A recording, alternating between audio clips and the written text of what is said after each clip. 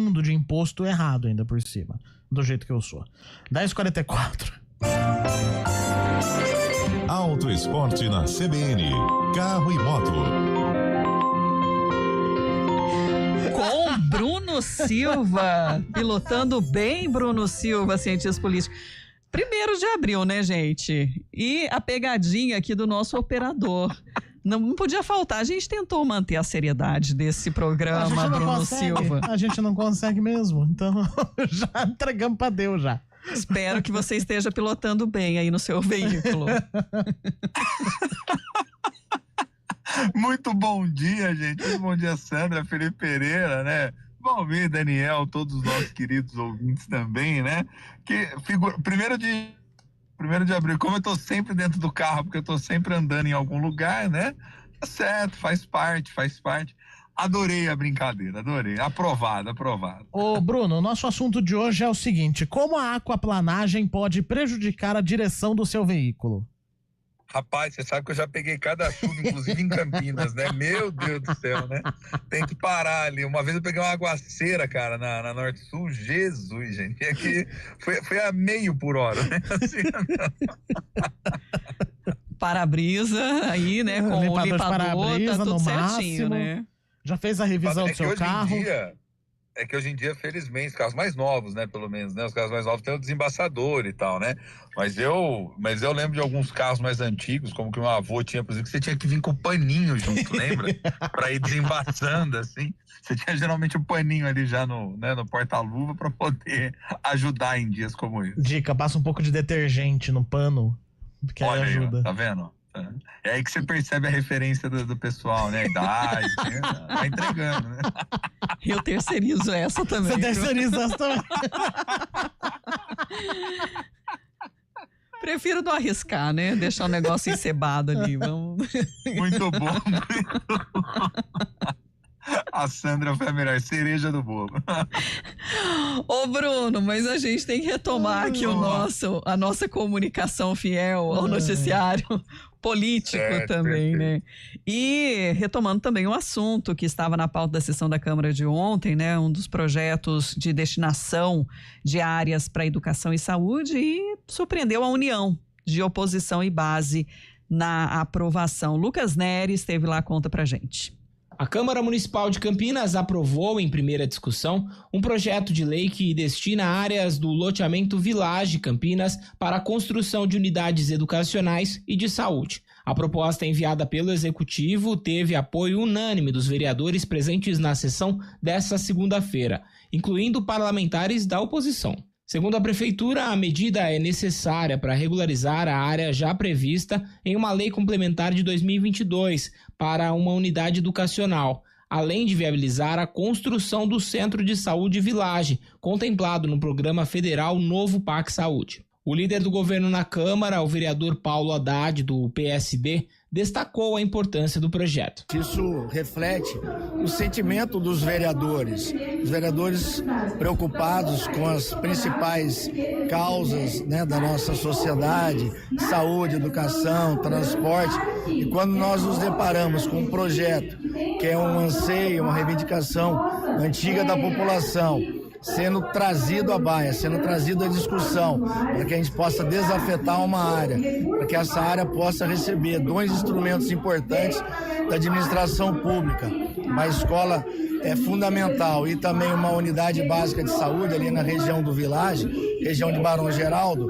Isso denota o compromisso que todos os vereadores, não só vereadores da base, mas vereadores também da oposição, estão em sintonia para o bem comum. Atualmente a região conta apenas com uma unidade de saúde instalada em um prédio alugado que precisou ser adaptado para atender a população. A vereadora Mariana Conte, do PSOL, que faz oposição ao governo, também comentou apoio à aprovação da proposta. Na verdade, a maioria dos projetos, isso é curioso, porque muitas vezes quando a gente tem polêmicas, nós somos acusados de sermos do contra. Mas se você for ver o número de projetos que a gente aprovou, é muito maior do que os projetos que nós rejeitamos. Nós rejeitamos projetos que, na nosso entendimento, vão contra o direito da população, são os projetos de privatização, são os projetos da extrema-direita, casa, são os projetos que atacam o meio ambiente, o serviço público. Então, todos os anos que eu estou aqui, a gente sempre faz uma análise muito criteriosa e temos uma posição de sermos contrários àqueles projetos que a gente entende que é prejudicial para a cidade. Mas o projeto que é benéfico, que diz respeito ao acesso das pessoas ao serviço público, isso a gente vota contra. E se for fazer a conta na ponta do lápis, maioria é a favor e não contra. Se o projeto for aprovado em segunda discussão e a obra concretizada, a nova unidade de saúde deverá beneficiar cerca de 10 mil moradores da região. A votação contou com a presença de integrantes da Associação de Moradores e Proprietários do Village Campinas, além de Heidi Jarchel, representante do Conselho de Saúde do bairro. É um passo muito importante. E por isso que nós estamos aqui hoje também para acompanhar, porque nós estamos já reivindicando a construção do centro de saúde lá do Village desde 2014, com vários abaixo-assinados e muitas reuniões, um prédio totalmente inadequado. As pessoas que trabalham lá e que frequentam, os usuários sofrem muito por causa do calor. Não há uma energia, uma rede elétrica que suporte ar-condicionado. Então, agora nesse calor do verão, estava quase insuportável o trabalho lá e poder ficar esperando a consulta médica lá. A professora universitária Ana Beatriz, moradora do Village, comemorou a aprovação da proposta. Melhora 100%, né, a questão da saúde, porque você tem uma instalação, começa pela questão da instalação, né, de poder atender uma demanda maior, né, de sanar os problemas que são relatados pela população. Então é necessário uma instalação adequada. Além da unidade de saúde, o projeto também prevê a destinação de espaço para a construção de novas unidades educacionais no bairro. De Campinas, Lucas Neri. Em algumas situações tem consenso, né, Bruno? Tem que ter, né, gente? Ontem ainda antecipei isso aqui, né? O projeto trazia como um dos temas você levar equipamentos públicos para uma determinada localidade, e por que não fazê-lo, né? Então, acho que nesse sentido a política se mostra importante, porque é nesse momento que você tem que justamente caminhar para a construção do consenso. E acho que o que a Mariana Conte falou faz muito sentido, né? Se você vai observando assim a quantidade de projetos que tem a aprovação, obviamente que eles vão ser infinitamente maiores do que aqueles que não têm o consenso e, portanto, não têm a aprovação. Sobretudo projetos quando vem do poder executivo, né? Onde que há o dissenso, onde que há ali o ponto do contraditório, vamos dizer assim. Geralmente quando a gente vê projetos que têm um caráter muito mais ideológico e não necessariamente um caráter mais pragmático. Ou se são pragmáticos, mas os impactos deles possam ser extremamente nocivos ou a um segmento, ou a um determinado grupo da sociedade, ou ao meio ambiente, ou uma questão de afetar o próprio acesso das pessoas a determinada parte da cidade. Então, acho que aí sim se desenha esses conflitos um pouco maiores entre os vereadores. Agora, para aqueles que acham que política é sempre ser do contra, né, gente? Aí tá errado, né? A política ela é justamente o contrário, ela tem que ser a arte de tentar produzir minimamente entendimentos onde, na ocorrência do consenso, prevaleça o interesse público, né? Então, acho que isso é o que acabou acontecendo nesse caso, né? Prevalece o interesse público. Agora também acompanhar, ver como vai ser a instalação desses equipamentos a partir dessas áreas que foram desafetadas e depois, obviamente, ficar em cima para cobrar a prefeitura e todos aqueles responsáveis para que as coisas funcionem melhor do que funcionam hoje, como mostrou muito bem a reportagem aí do Lucas Neri, né? Agora, não dá para achar que tudo vai ter divergência, né, Felipe Pereira e Sandra?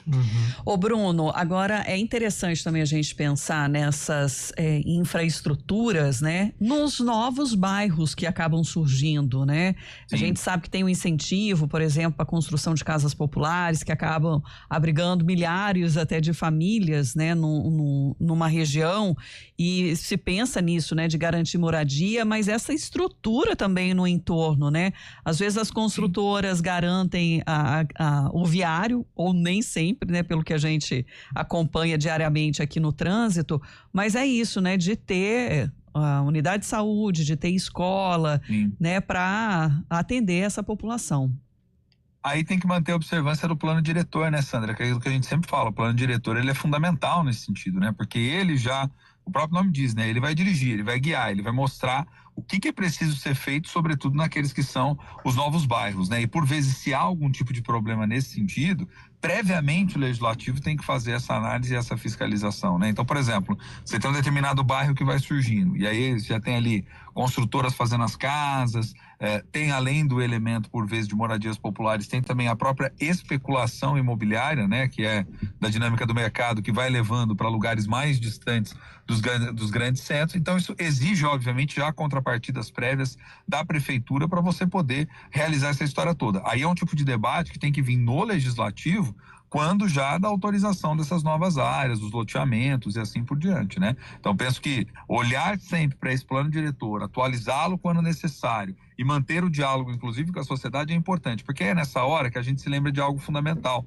que é o fato de que a construção da cidade, mais do que ter prédios, né, mais do que ter vias, etc., ela é também uma construção social, sobre como nós vamos organizar esses espaços, sobre quais vão ser as principais atividades, se vai desenvolver atividade econômica ou se não vai, como que isso vai estar desenhado. Então, acho que é crucial que o Legislativo faça esse trabalho contínuo de aprimoramento, inclusive se for necessário com comissões específicas para fazer esse acompanhamento e poder trazer essas demandas da sociedade, incorporando e atualizando. É nessas horas que a gente lembra que o papel do parlamento, ser bem feito pelos seus representantes, demanda trabalho, que é um trabalho contínuo, até porque você pega uma cidade como Campinas, é uma cidade que está em crescimento constante, que está em transformação o tempo todo, né?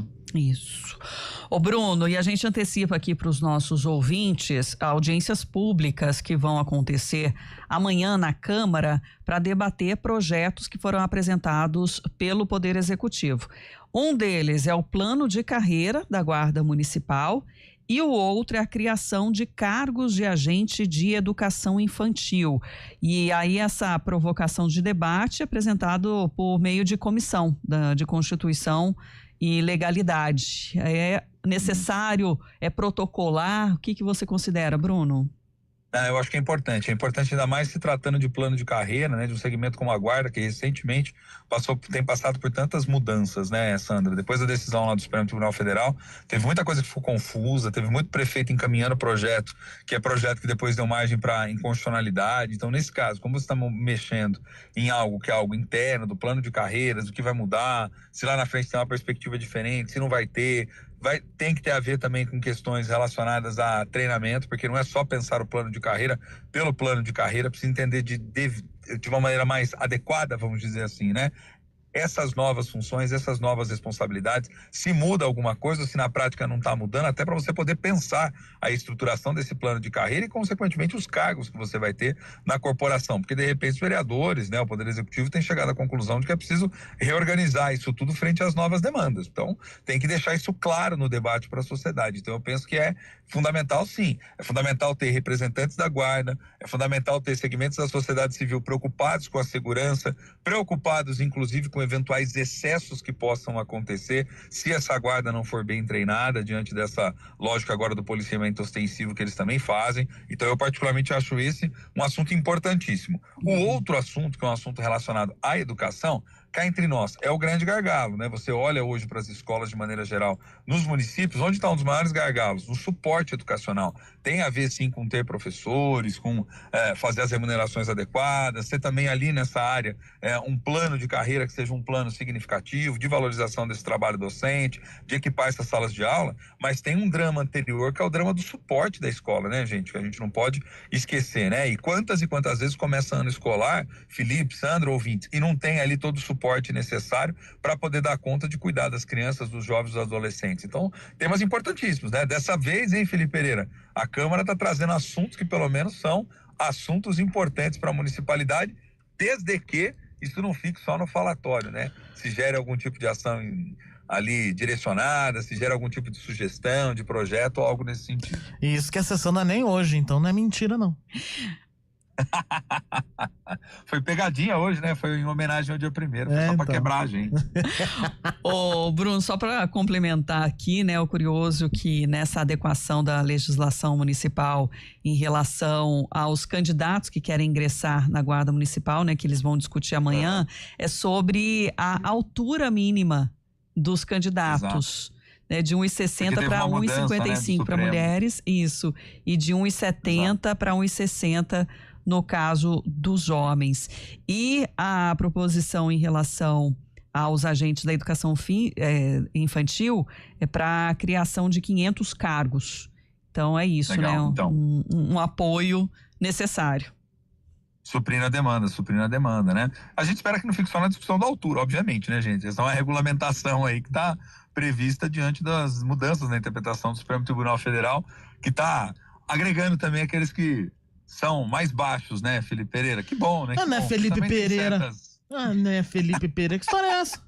Oxe. É uma provocação que você tá quietinho. Ele tá provocando só porque ele tem 2,40 metros de altura. Veio aqui no estúdio, quase bateu a cabeça na porta. Ó, isso a gente já tem garantido. O Felipe Pereira não tem interesse em participar desse concurso. Pois é, não tem com essa fala. Já pensou, lei Felipe Pereira? Mas brincadeiras à parte, gente, não faz muito sentido mesmo, né? Eu acho que até essa questão da altura, lógico, você tem que ter uma determinada altura, talvez, para o cumprimento de algumas funções, mas cá entre nós, né, não é tão relevante assim, né? Pelo menos falando assim de bate-pronto, não vejo lá essa necessidade toda tanta de altura, né? É, dá para impactar, os baixinhos são brabos. Também, viu? Boa. O que você tá querendo dizer com isso, Sandra Lambert? Não, eu tô dizendo que tem isso, né? Se é pra impor, de repente, né? Ali na função. Vou falar mais, hein? Eu sei isso porque eu sinto na pele todos os dias. É verdade. Tem um pouco mais de 1,50 e pouquinho ali, eu sei como é que é, viu? É verdade. É verdade. Bruno, ficamos por aqui hoje. Até amanhã. Combinado, gente. Abração, Sandra, Felipe Pereira, os nossos queridos ouvintes aí, né? Futura lei Felipe Pereira de altura. E abraço. Não vamos brincar mais não. Eu acho que o Valmir desistiu, né? Atrasamos tudo aqui. 11 horas. 11h01.